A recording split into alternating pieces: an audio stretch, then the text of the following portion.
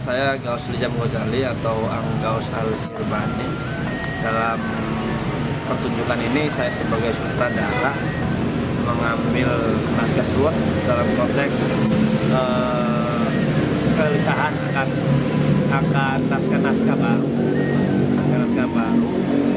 yang memang perlu digali lagi Cicerbonan atau identitas Cicerbonan.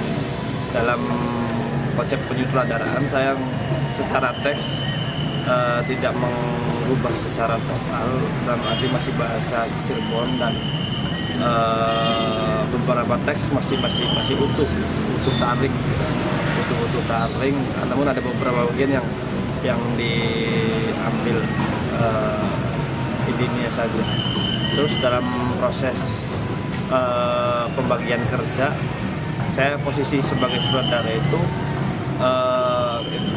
sekarang konteksnya kan ada teaterawal, anak-anak teaterawal itu di keaktoran, terus ada gong Randy Kimutili, saya posisikan di musik serta anak-anak pelantar itu di masyarakat, secara keseluruhan seperti itu. Sebelum ada tari juga dalam konteks multidisiplin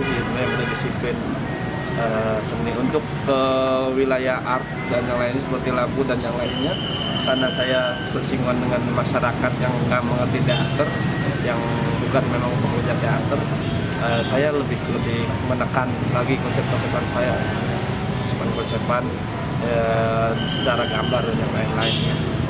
Dan untuk pesannya mungkin slot ini menceritakan tentang